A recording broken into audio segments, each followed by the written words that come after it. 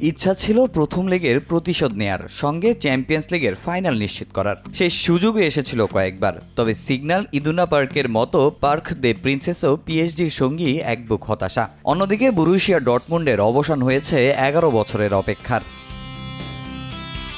প্যারিসে ম্যাচের শুরু থেকেই বল দখলে রেখে একের পর এক আক্রমণ চালায় প্যারিস সেন্ট জার্মেই। 12 মিনিটেই সুযোগ, তবে গনসালো রামোসের করা দূরপাল্লার শট চলে যায় পোস্টের বাইরে দিয়ে।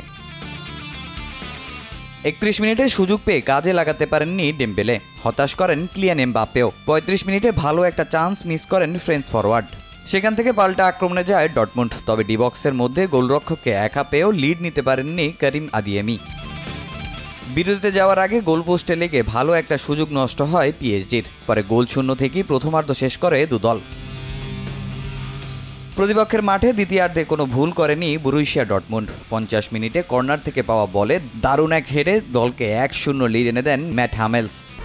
1-2-3 ঢাকায় জমি জিতে নিন 100% ক্যাশব্যাক সহ 20 কোটি টাকার পুরস্কার।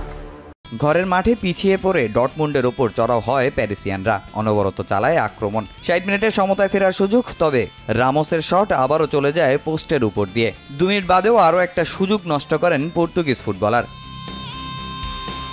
86 মিনিটে দলকে সমতায় ফেরানোর সুযোগ ছিল এমবাপ্পের সামনেও, তবে নামের সুবিচার করতে পারেননি ফ্রান্স তারকা। এদিন যেন ভাগ্যই সহায় হয়নি পিএসজির। 2 মিনিট বাদেই ডিবক্সের বাইরে থেকে দ্বিতীয়ানার জোরালো শট ফিরে আসে গোলপোস্টে লেগে। এরপর আরও দুবার আক্রমণ সাজালেও সমতায় ফেরা হয়নি প্যারিসিয়ানদের। যদিও সমতায় ম্যাচ শেষ হলেও পিএসজির খুব একটা লাভ হতো না, কেননা প্রথম লেগে 1-0 পিছিয়ে আছে লুইস এনরিকের দল। এ জয়ে 2-0 ব্যবধানে 2012-13 মৌসুমের পর আবারও ইউরোপের সবচেয়ে মর্যাদাপূর্ণ আসরের ফাইনালে বরুসিয়া ডর্টমুন্ড। সে আসরে তাদের প্রতিপক্ষ ছিল আরেক জার্মান ক্লাব বায়ার্ন মিউনিখ। এখন দেখার অপেক্ষায় বায়ার্ন রিয়ালের মধ্যে ওয়েমব্লিতে ফাইনালে প্রতিপক্ষ হিসেবে কাদের পায় ডর্টমুন্ড। তামিম হোসেন, সময় সংবাদ।